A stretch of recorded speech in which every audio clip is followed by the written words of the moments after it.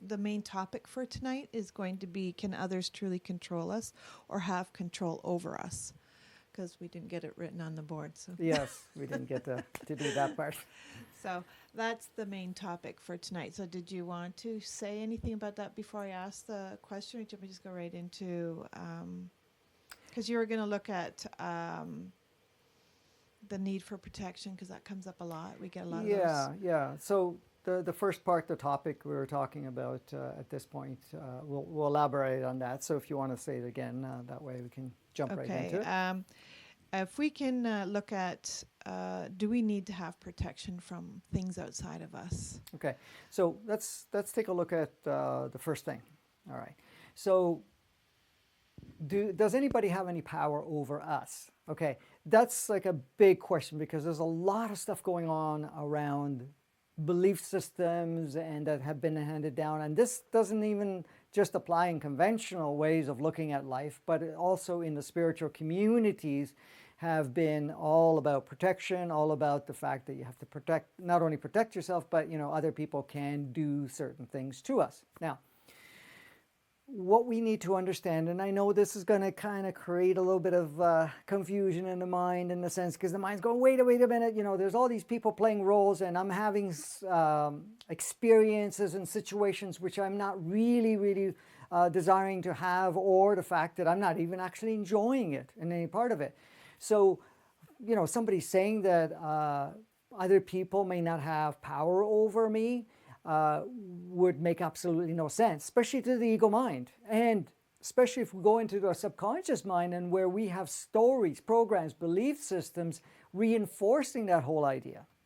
Reinforcing the idea that, we have to be careful, and that other people can do certain things for us. And of course, our subconscious mind also has a multitudes of experiences where somebody may have done something to us or played a role for us that in one way or another has created a victimizer type of state, or something of that nature, where you felt powerless. Okay, so really, when we're looking at the true fundamental operating systems of the matrix and of our own true operating system, and the way the codes and everything was written and when I written, I mean talking about the code, the way the code was written and the game was organized in its natural state, that doesn't even come up as a question. It doesn't even come out as a possibility, where you are not in charge of all experiences that take place. Now, there's several folds to that, but we're going to go first into it. The understanding is, at this point, we are source essence, and we've talked about it. As source essence, we are creators. As creators, we're also navigators. As navigators, we are also construct organizers and co-creators with other aspects of ourselves. Now, when the question comes up, are we fully in charge of all creation, all experiences? If you're looking at it from the different true aspects of ourselves, being the physical, the human entity, and the soul, absolutely. The ego mind's view, which was inverted matrix and also the inverted 3D and 2D, it will say opposite. It will say, no, other people can harm us, other people have power over us, other people have control over us. And it depends on what role that we take on. So really now the choice comes to you to decide which one is going to be empowered and which one of the true operating systems you want to use, because there is the inverted matrix operating system and the ego's version of that, and then you have your true essence. Just to clarify that even further so that we understand it and really get a chance to integrate it within our operating system. I've talked about, and possibly others have talked about it too, that, we have the soul itself is usually the main navigator, okay? However, also the human entity takes part of it, and the human body takes part of it, and then of course the ego mind comes and taints it, shapes it, and lets us focus a certain direction. So, there's a shifting of drivers, it almost seems like, when we're having these experiences and going in to play with all the things that we normally play with the game of life, okay? So the true understanding is, okay, so if we're looking at the operating system itself, okay, so, I didn't get the artistic work done ahead of time, so now we're looking at Franco's stickman before, to explain this. All right, not the highest quality of characteristics here, but anyways, we'll play with it. So as I said to you, we have a soul, which we are very aware of. Let me just fix that up. We have the soul / higher self. And there's many levels of that, as we know. We also have the human entity. We also have what we can call body consciousness.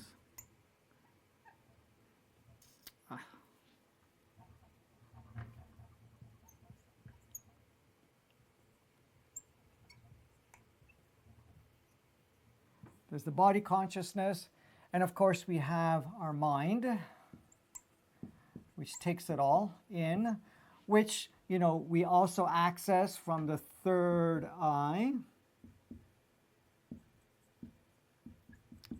And then we have the artificial intelligence we call ego.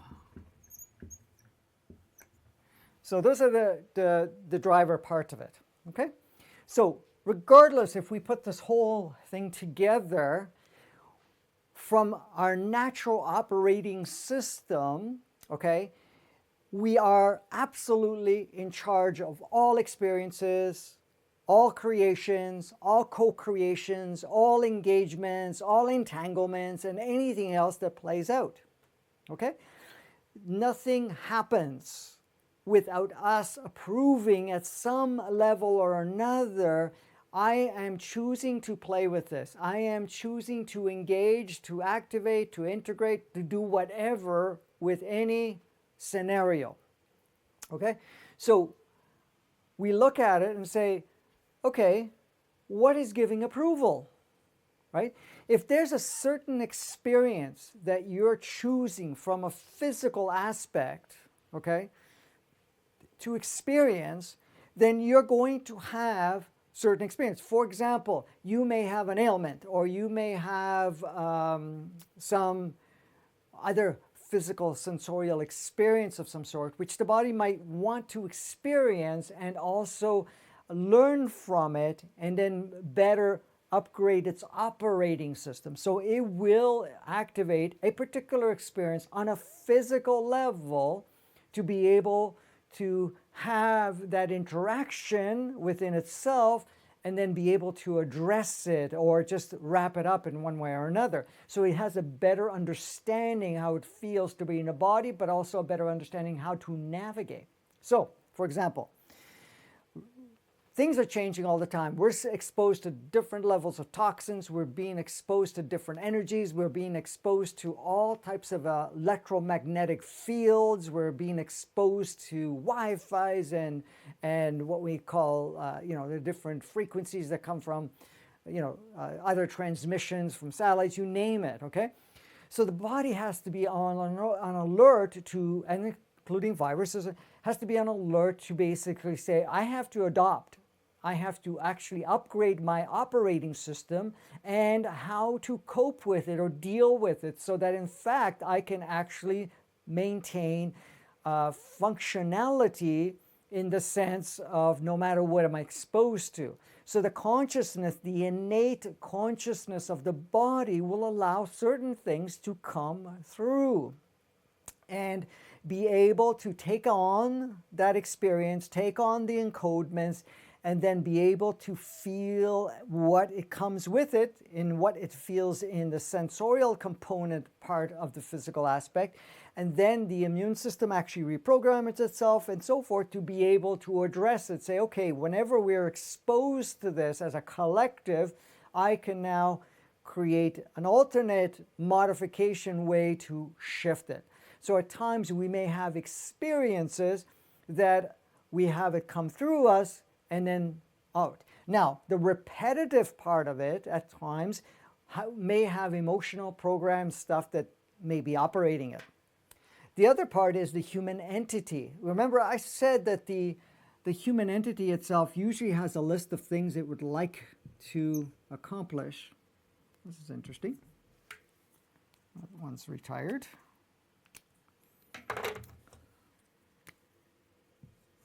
So there's a list of things it would like to complete or experience from previous lives, or it would like to enhance that experience from before. It would like to retry a particular experience from a previous life because now the energies are different, the consciousness are different, and it's in a different body with a different soul. So it says, okay, I'd like to revisit some of these other types of experiences at this time. So the human entity will allow or call in interactions or co-create a circumstance or a situation where it may repeat an older version of it, of course upgraded, in this physical form, this present form that you're in right now.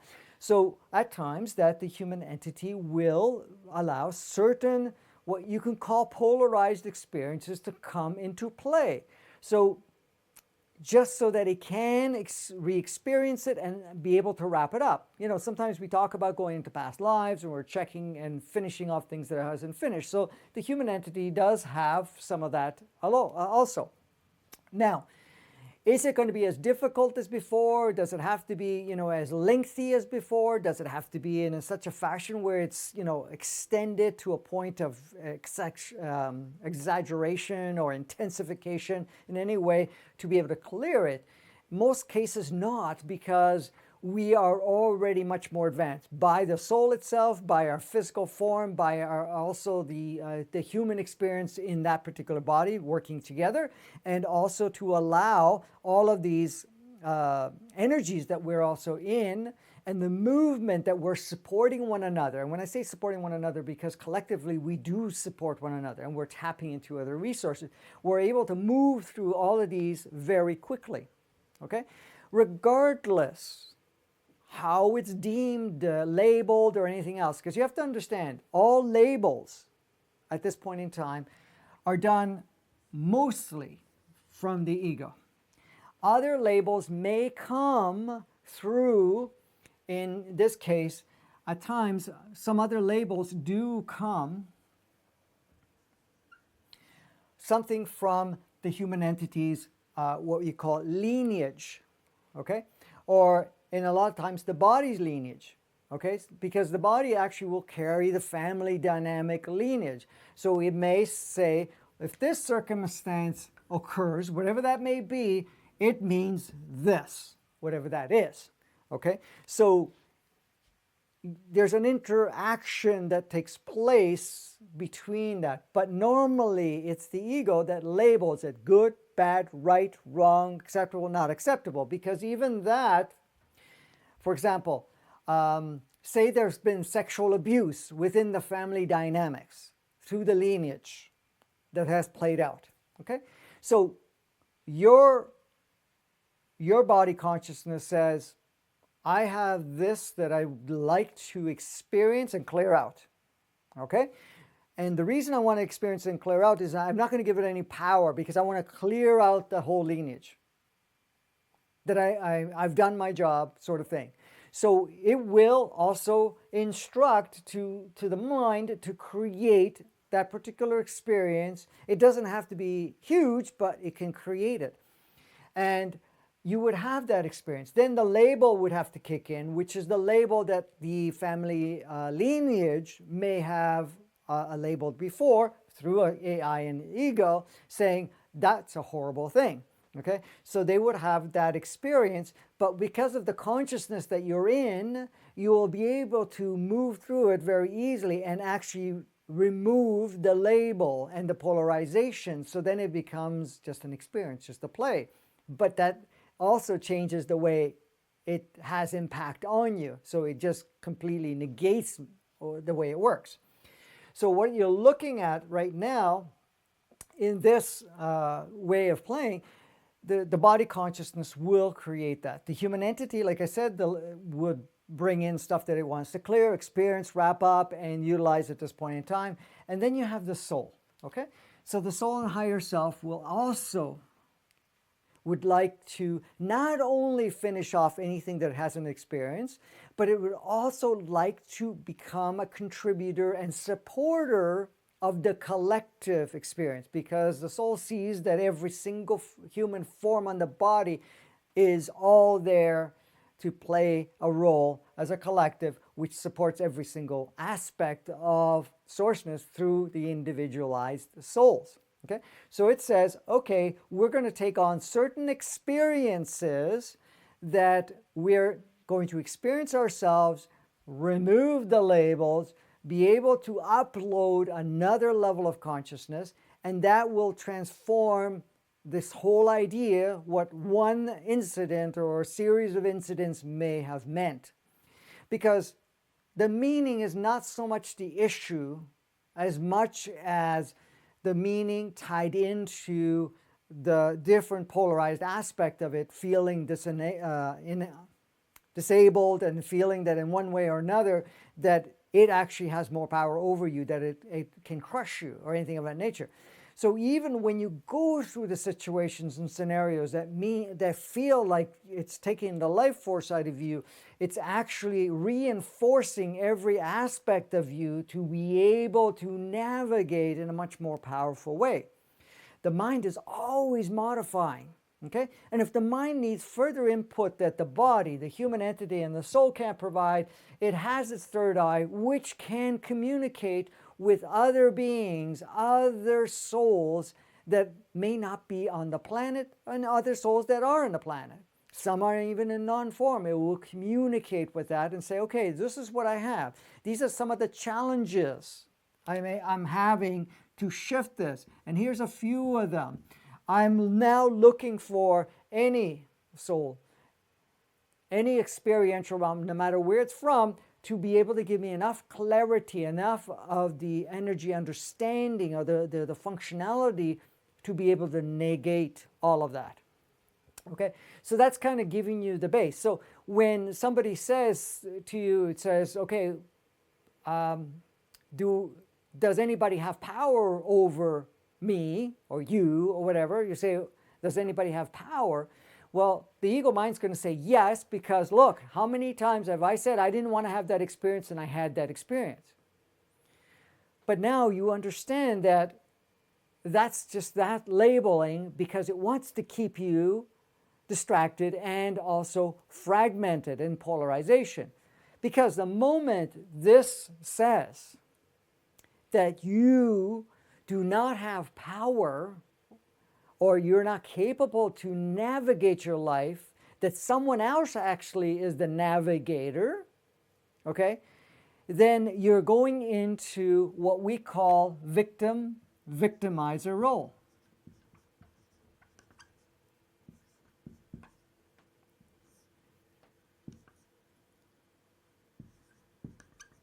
Probably not spelled correctly, but victim, and I, victimizer. Okay.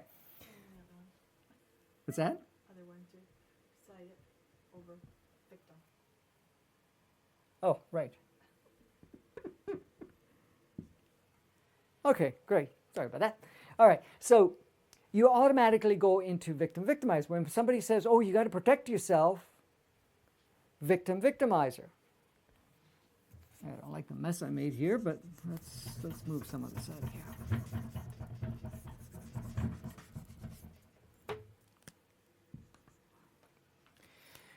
You're going into victimizer mode and victim mode. So the moment somebody says to you, somebody has power over you, then the only way that someone can have power over you, you shift from holistic, full state master creator and you step into victim role. And whoever is projecting the control over you is the victimizer now. So who's handing the key? You are. You're saying, okay, I'm going to see myself as a victim. I'm going to see myself as disempowered. I'm going to see myself as something that has to follow, someone that has to follow whatever rules you give. Okay? So then automatically, you know, you step into the victim role, but you're giving them the key for the victimizer role. Okay? So when you really understand that you're fully in charge and something is playing out, you ask yourself the question, all right, what am I here to learn from this? What am I here to experience from this? What labels am I wiping out that I've taken on? What is the body saying that, you know, has been carried over that I can clear out? But the thing is, you don't have to go into too much of the diagnostics to find it, because the moment that you see that you feel disempowered or you feel that somebody has control over you, you say, oh, I just stepped into victim role. All right. Is that a cool experience? Do I want to stay in it? Do I want to play with it? Do I want to play for 10 minutes or half an hour, a day, a week, a month with it and then turn it off? Or do I just choose to turn it off right now? Because if you're at work and your boss is yelling at you or somebody's telling you what to do, okay, you have the choice. Do I follow those rules because I'd like to play the role? Or do you go into victimizer role where you see that there is no choice? Because once you see that you have a choice, you can choose to leave or you can choose to say, that's not acceptable. You want me to do this work for you? This is how we're going to negotiate. This is how we're going to discuss things. You leave it with me, I'll take care of it. However, there's certain things I won't be able to take care of, and I'm making it very clear. The fact that you hold that within yourself, you already wouldn't even allow that to come in, because it wouldn't be possible, because you're not actually asking from any level that this is what we need to, we want to experience it. This is very powerful because a lot of people walk around with this whole idea of fear, okay? Because fear is really big. Just a quick, yeah, go ahead. someone just wanted to know if we can end the lineage of sexual abuse from our family. Yes, you can. You mean going into the, like clearing it out for yourself through the family? I would think so, clearing out through the family lineage, just clearing it out completely. Okay, so what happens with that? Just to clarify with that part, with the question, can we clear it out through the lineage?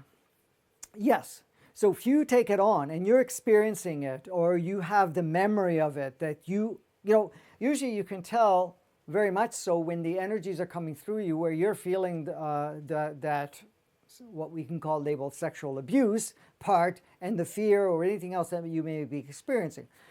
When you allow yourself to experience it, meaning that you allow those emotions, the feelings, and all of that to be part of it, and then you say, I acknowledge and learn from this, but I now also, with great choice and freedom, I clear the engagement with that and so forth. And you can easily, just by doing that, that is transmitted right back through the body consciousness. It goes through the whole lineage. Now, in doing that, you now upload it with anyone and everyone that has been participating in the past with this sexual abuse part. You've uploaded the option to turn it off. the option of deeper understanding that it's just a game and we really are not a victim. We're neither victimizer or victim, because a lot of times what happens when people are victim, they switch to victimizer, and then you have the aggression going on. But no, that you have the choice. You have the choice. So that is uploaded. Now it's up to the individuals in the lineage for them to take that and experience it with themselves. Now, just the fact that you uploaded it for them already reduces the intensity and provides the secondary option of how to look at it. And I've seen this over the years as I observed other times when people create a shift within themselves, and especially if they're clearing out stuff from the lineage that they have taken on. Really, you have to work on you, because in doing so, if it is coming from the body consciousness at that point in time, it automatically gets uploaded. That the family stuff that may have played within the lineages start to lose the intensity and the power they would have had, so that they're more relaxed about it. And in some cases, they actually were able to get rid of it completely within them, because you've already experienced the transformational part of it. So someone in the lineage actually broke it, actually negated, because it said, I allow it, I understand it, I see it, and I choose no longer to play with it with no judgment, because it acknowledges, appreciates, and loves it, and then is able to let it go.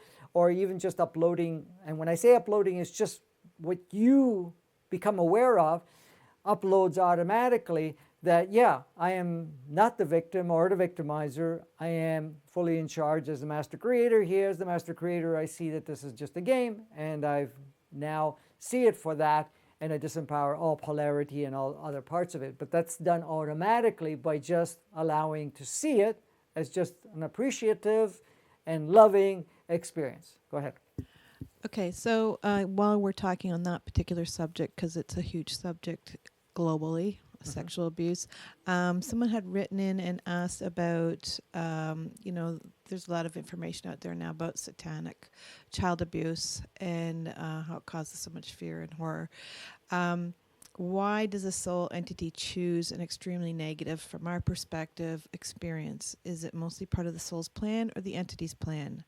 Can you expand It could on be that? either one, but the reason it will engage in any of that or allow any of that to take place, because again, if a particular individual is not open, saying, I have no reason to play in that, doesn't matter where you are, what you're doing, and so forth, you will not participate. You will not even be spotted to be part of it.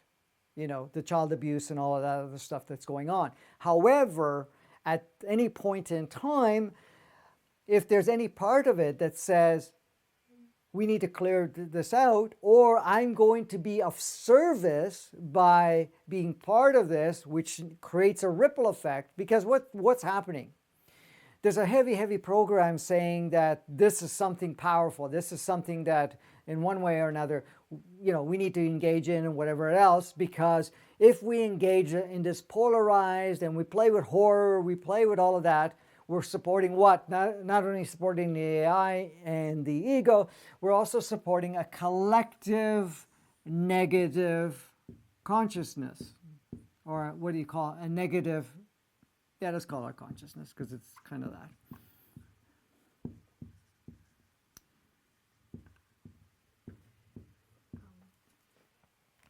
So we make clusters. So if a group of people are involved, you make a cluster. It's a consciousness cluster.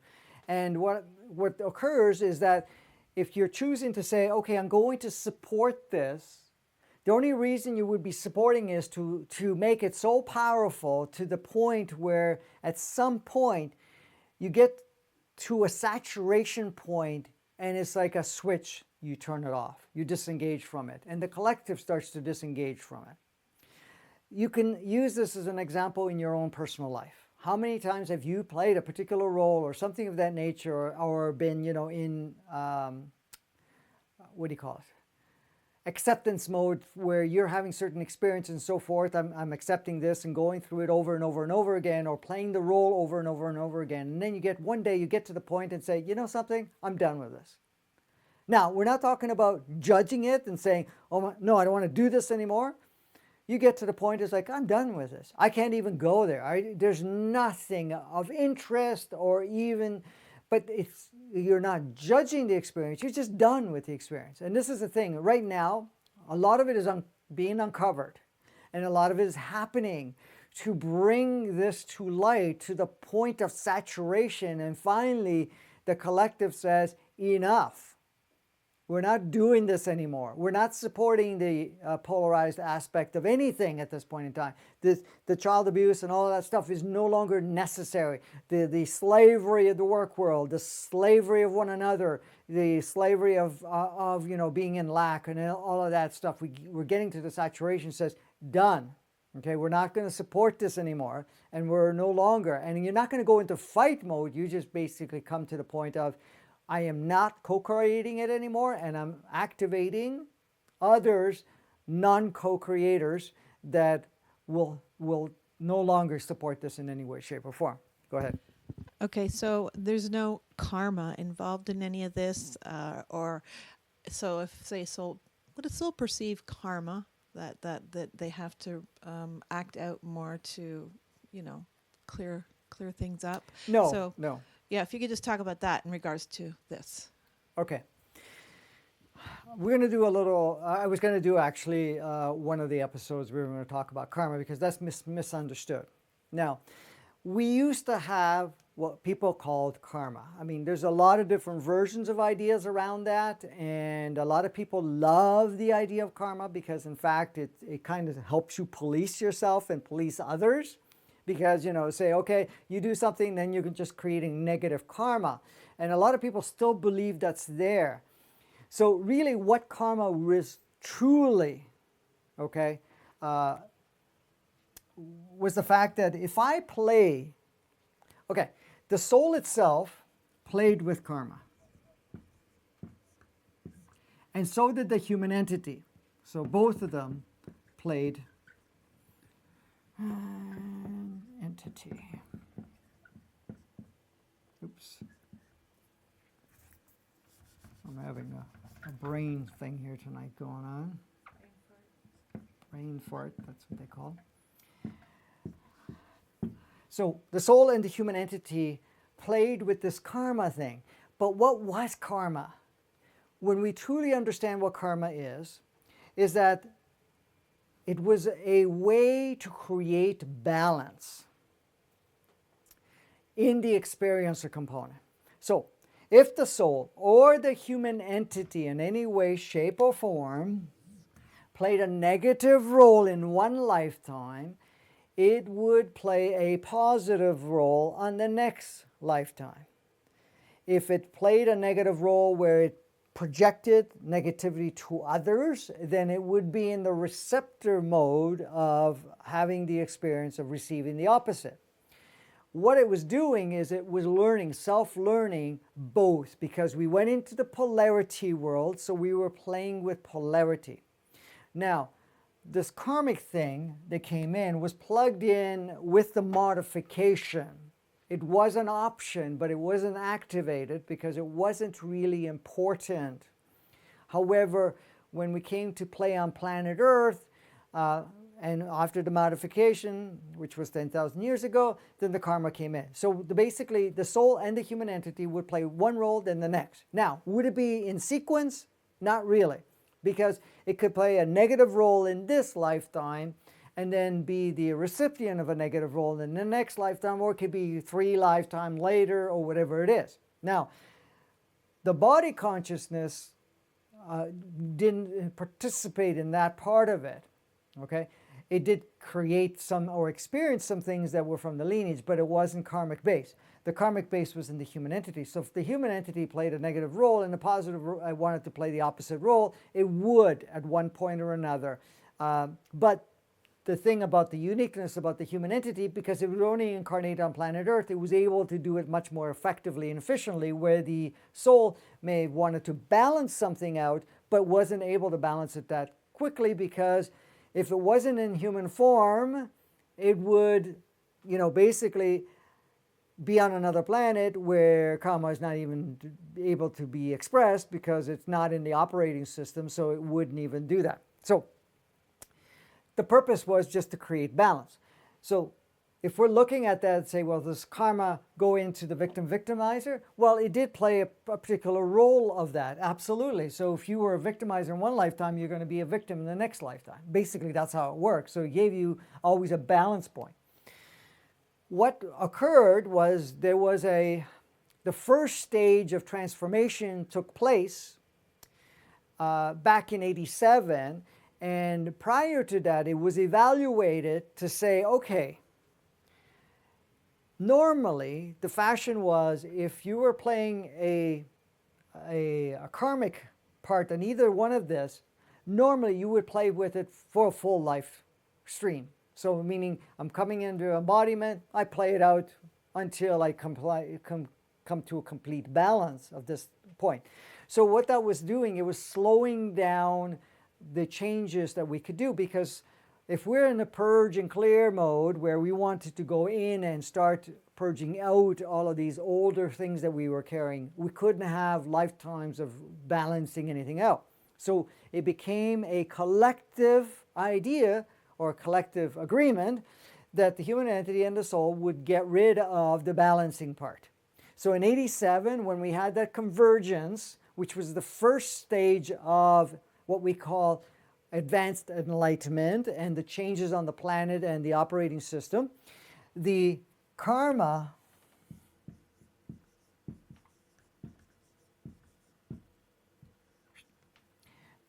was taken out of the equation.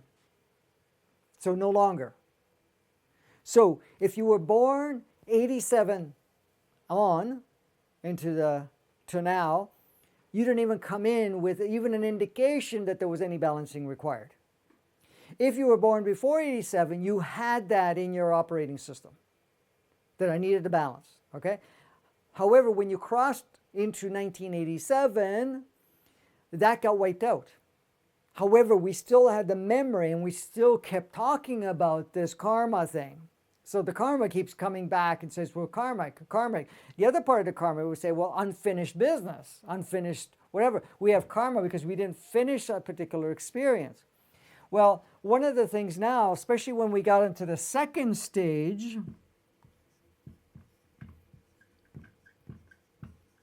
which was 2013, well, it was the end of 2012, basically, going into 2013. When we got into the second stage, what we did is that we looked at unfinished business as, let's give it a taste, let's take a look at it, let's plug in higher consciousness in it, and then dissolve it. Done. It didn't require a full exercise. It didn't require us to go into that real deep experience of any form, because we were trying to expedite as much as possible this movement that we were going through. So when the second stage came in, the karmic part, because look at it this way, from 1987 to 2013, and I can go by experience, because at that point in time, whenever we had to do any clearing process, at time there was quite a bit of requirement to go back into past lives, the past lives of the human entity or the soul, to be able to clear things out. Once we crossed into 2013, that wasn't required anymore, because everything was being brought up to the surface very quickly, and we didn't even have to go back there. Now, there was the rare occasion there was something huge in that timeline that was from previous that needed to be experienced a little deeper, because it was going to be utilized in one way or another in a highly beneficial way for the individual and the collective. Then at times we would have to go back to that past life. But normally the only going back was going back into this life stream. Everything else was being plugged in, and it didn't matter if there was lineage stuff, it was coming from the human entity part or the soul. Okay, none of that. So when we got into the second stage of into 2013, then we were moving a lot quicker. So the question is there any karma? There isn't. Hasn't been since 1987. So none of that plays any role, but we still believe so. And if you believe it, you're still giving power to it, and then that cluster believed as karma is still active.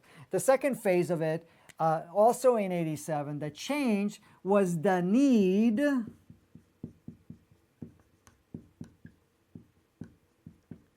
to learn from polarity.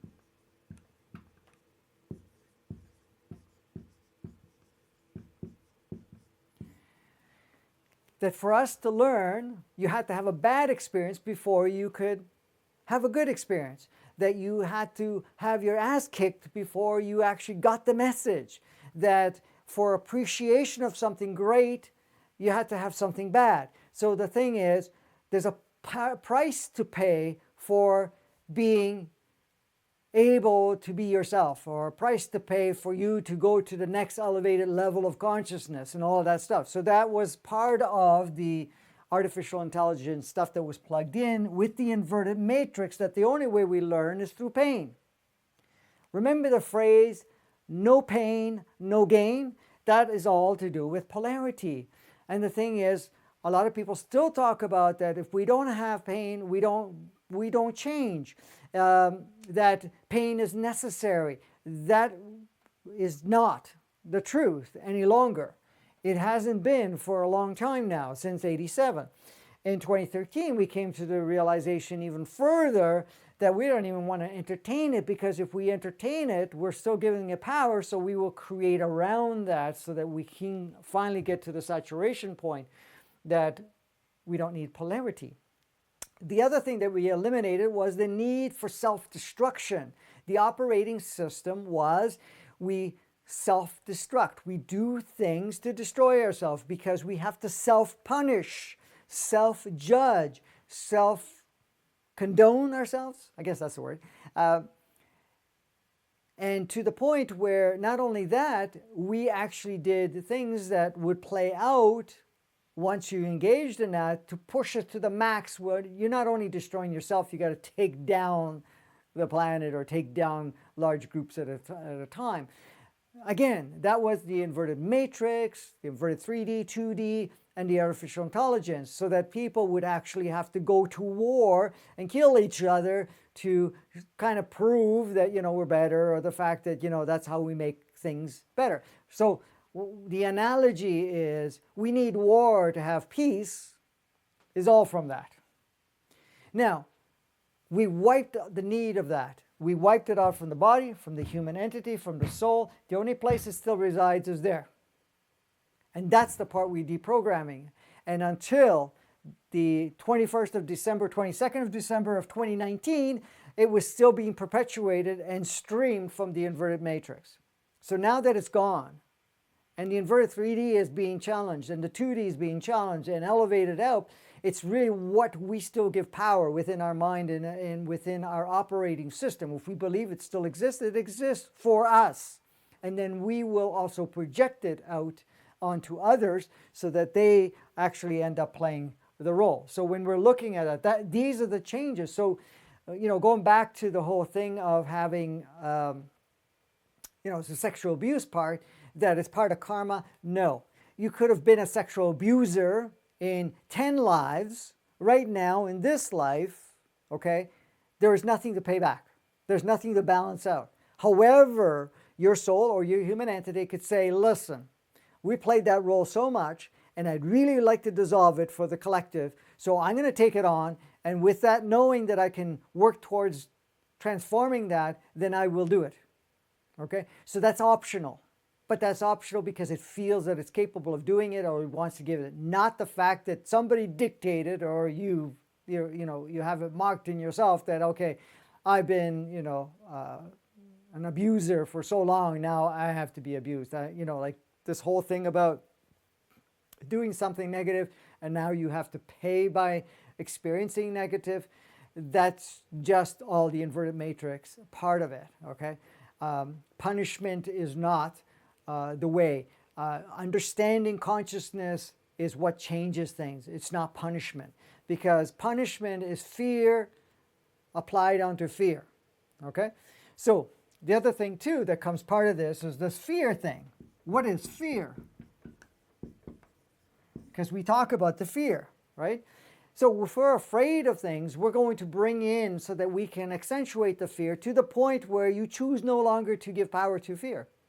What is fear? Fear basically itself is an illusionary projection of scenarios using some form of either ideas or collective persuaded things that saying this experience has the potentiality to have these circumstances or certain things, outcomes come out. And then, of course, that is really the main culprit, the main facilitator, we'll call it the facilitator, is the artificial intelligent ego that really loves fear. Because what happens to fear? Fear can stir up anger, can stir up fight and flight, but the fear can also paralyze you and stop you from actually doing what you came here to do, even in addressing all the stuff that you wanted to address and transform. Because when you come on the planet, even as a soul, your intent is, yes, I'd like to go play there and experience things, but I also am coming in with the energies and the consciousness that I have to facilitate the transformation of humanity and the game of life on Earth. The same thing with the human entity. It says, okay, in this lifetime, I want to bring it up to the next level of understanding and consciousness, and I'm open to receive everything that I get from the soul and from other human entities that we're interchanging and so forth. And the same thing with the bodies. And each time a body, and especially of blending of different genes and so forth, because of the fact that different mates come together from different cultures and different timelines and whatever else coming into it, it also has the upgrade that it experiences. So fear is something that, as we become more conscious and become more aware that you are in charge and you are the navigator of every aspect of your experience, then fear doesn't even work in there. It doesn't even have any power, because you're saying, well, if I choose to have the experience, I have it. If I don't choose to have the experience, I don't have it. You can see so many examples. Some people are very careless from what you're looking at on the surface. They may be doing all types of things that are super risky and nothing happens to them. And then other people that are super cautious and have accident after accident. So what are you looking at? One's running on fear and one of them is running on what? Non-fear. But what really happens is, if the one that's very cautious is saying, I need to break this pattern of being so cautious, so fearful of living life, I'm going to have a multitude of different incidences to kind of knock me down to the point, not knock me down, but to remind me that it's not the focusing that makes the difference. It's basically realizing I am in charge, I am in control of my journey, and no one else has, okay? So, go ahead before I carry on. Well, I just wanted to ask too about, because there was someone in here had mentioned they had been almost taken out, murdered 6 times. Mm-hmm. Where'd it go? As dark forces gone. I was going to ask, I forget what it was, but anyways, can you talk about that dark forces, or that? Okay, that's what it was. What about, people talk about psychic attacks, and can you explain how that can't possibly happen if you're at a certain frequency, or if you don't have the programs that allow it to come in? Yes. See, the thing is, depending on what programs are active within ourselves, what we believe is true about our life, or the way of life, not only your own life, but the collective life. If we buy into the idea that other people have power on us, or the fact that we can be attacked or anything of that nature, okay, as long as any part of that is active within you, you will experience it. It's basically opening the door. So what happens? The so-called psychic attack, or being murdered, attempted murder and so forth. Yes. So that is operating at a certain frequency. So all of those type of activities are happening in this frequency here. If we have a lot of fears, or we have other stuff that we feel that we are not in charge of our design and so forth, and we want to create some of those experiences, then we will have it. If we buy into the idea and it might come from the lineage, it might come from the human entity or whatever else, that we can be harmed in that way, then what happens is wherever our frequency is, say our frequency is up here in this range, but as long as we have any of those things active, we're going to end up going down to this level of frequency where the potentiality exists, because that's the playground. Okay, so we're leaving our regular playground and we're going into the playground where they've collectively agreed we're going to play this way, we're going to have these experiences and so forth, right? So, a lot of times we say, well, if you want to raise your frequency, allow yourself to be yourself, first and foremost. Second of all is allowing the energy or the frequency of your home frequency of your soul to be at its top part, because you're allowing it. You're not lowering it by, what the ego is saying. Same thing with your source essence is going to be. Now, if you have adopted the idea from the artificial intelligence or any part that says you got to be careful, or that you need to be afraid, or you need to be cautious about certain things, then what you're doing is you're lowering yourself into this band of frequency where this type of game takes place. Then you will experience it. Because the moment we let go of the idea that anybody has power over us or anything of that nature, and we allow our true energy to go, we're up here, and it doesn't matter. You know those attempted murders? They wouldn't even see you. They wouldn't even acknowledge anything for you. However, but if there's any fear, even if it's just passed on, then you're going to go in that range and you're like this flashing light that's walking around and say, hey, here I am. Come and play with me, because I still have this, right? So that's the thing. So if we believe that we need to protect ourselves, guess what? The moment you say that I need to protect myself, you're activating the stronger part of this code called victim. Because if I have to protect myself, then I am a potential victim. And guess what? Now you become that flashing light saying, here I am. Right? So in a sense, you can turn around and say, do I protect myself, or do I just hold my own frequency and I'm not affected by it? Now, there's another part to that. You were going to say something first?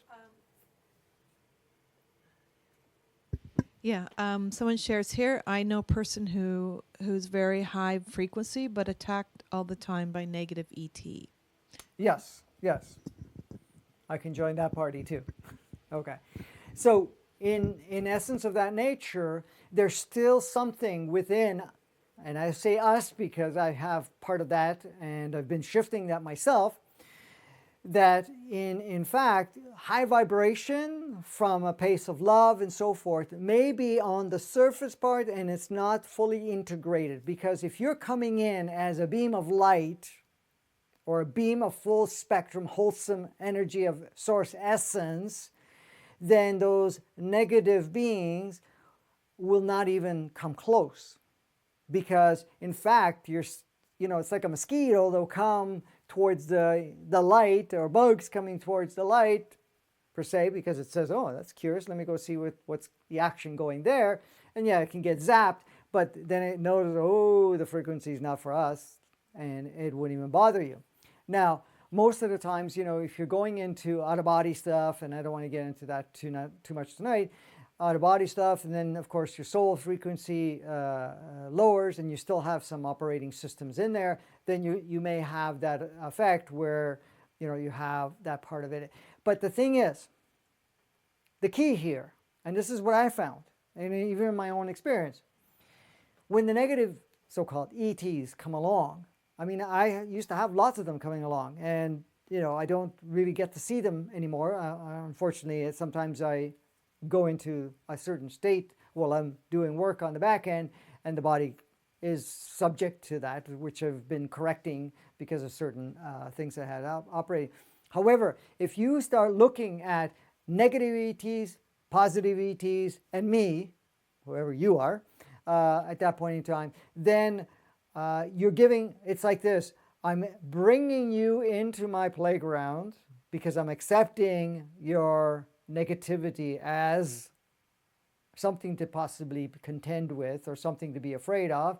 And then there's the positive one that you're trying to call in. So what you're doing is activating those polarities.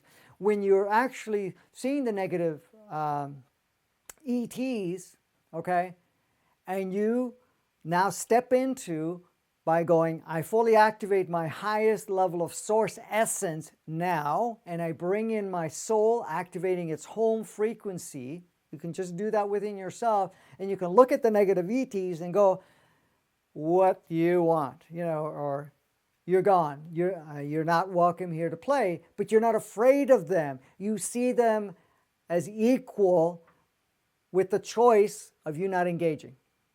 Because unless both parties engage or choose to engage, one cannot engage without the other. So it's either the opening is created by fear, because if we believe that there's negative entities or negative ETs or anything of that nature, when I say believe it, give it power, because they do exist, but give it power that they can harm you, then of course it becomes an issue, right? Go ahead. Could you even go to the another step further and not even acknowledge that they exist in your reality that you want to create? Well, you can, absolutely. You can go into a state where you don't even hold the space energetically from there. So in your case, in your particular state, they don't exist. Okay? So they may exist, but not in your space. They're not in your reality. They're not in your energetic field. They don't even come into your what do you call it? Energetic field, because that their energetic field cannot entangle in your energetic field. And you're not doing it in protection. You're just basically holding that energetic field because of your state of consciousness, your frequency, because you're coming from a higher level of source essence. Because source essence doesn't stimulate potential, what do you call it, polarities, and not allowing any other potentials to come in. So you're basically in that. So you see people that are experiencing never have any what you call negative experience, because in their operating system is basically, that's not something I even choose to play. They don't even consider it as a possibility. It's not there, right? And that's what happens. It's not there, right? So they wouldn't even come. So it's your field that actually either allows them in or not. So we all, at certain times, especially if we're dealing with certain fears or certain traumas or certain experiences of the past that, you know, we've heard, or it, you know, it could be passed on by, you know, your lineage or whatever it is, the moment you spot that, or the moment you see that's going on and say, okay, where's my opening here? What do I have that's open? And when I say open, what do I believe has power over me, or something of that nature? Because once you start looking into that, then you can see what the story of belief or what the lineage may have there. And then you acknowledge it. Say, okay, great, that exists. Fantastic. That has been the modality. That's been the experience up to this point in time. But I am now looking at this, at my way of looking at it from that state of sourceness, and see that this is not something that I choose to not only participate, but it does not have to even be part of our experience any longer. We have the power to just turn it off. So you release its responsibility to exist, and you now upload, we are free. We are not here impeded. Because this is all co-creation. Co-creation requires agreement. Agreements where the different playmates have to agree to tangle with each other. Okay? And if you, even with the stuff with the technologies, you know, I hear a lot of times, okay, well, if you're putting out good information out there, you're going to have interference. And, you know, I started to kind of see that happening with others, and I noticed all of a sudden it was happening with my own. I would blow out modems, blow out computer drives. I would also shut down the internet and all of that stuff. But was I doing it? Well, in some cases, the frequency was high enough that, you know, create a little fluctuation in it, especially if it was of a lower technology. But at the same time, a lot of times it was just that, oh, these negative ETs or negative energies would come in or something of that nature, or entities or whatever would come in. And then now you're going into the idea that that can happen. And guess what? Then it will happen because you're allowing it into the field, your energetic field, your reality field, for that to come into play.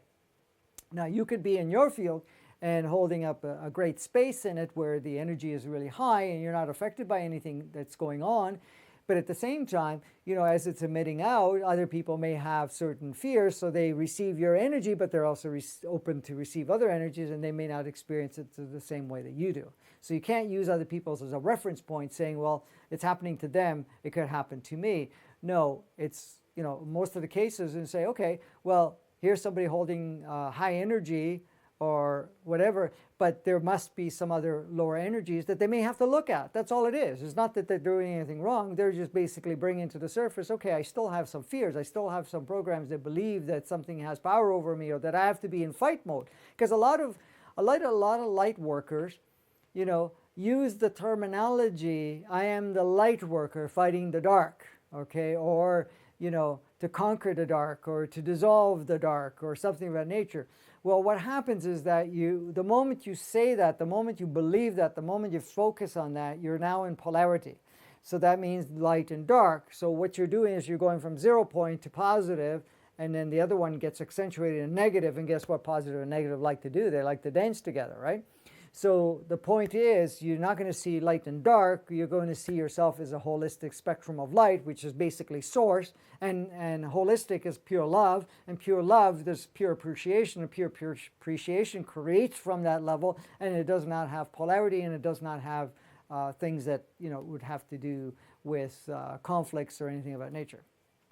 Was there something else on that? I don't know if I finished even covering all the question there that you had. We're running out of time.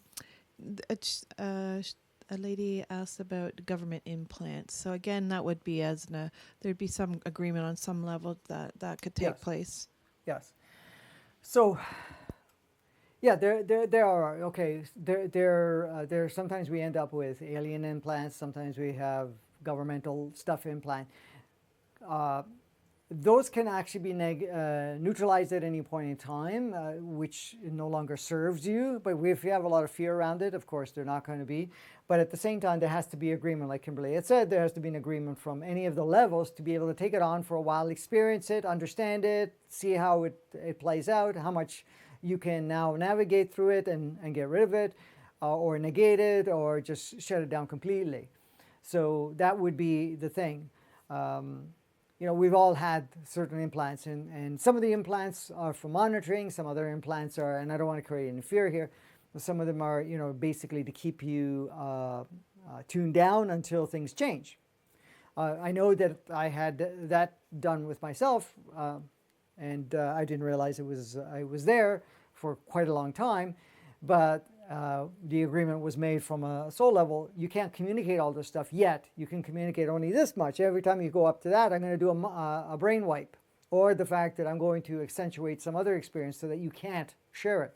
So now, most of that has been deactivated so that I can actually speak a little bit more. And this is why, I'm more publicly in there, because the collective is more ready, and there's more supportive energies, but also more supportive souls or supportive people like yourselves that are open to let that come into you, activate your own knowing, which, everything I'm sharing is in your own knowing, but you're activating it so that, in fact, that you can also be that transmitter receiver of that experience, so that we create a powerful ripple effect and change the whole landscape of the human experience and the landscape of the planet Earth, or the operating system of planet Earth.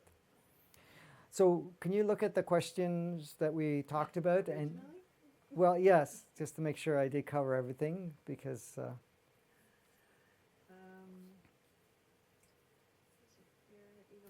I do get carried away and go in different areas. So. Yeah, so I think I believe you covered everything that we were planning on covered tonight. Okay.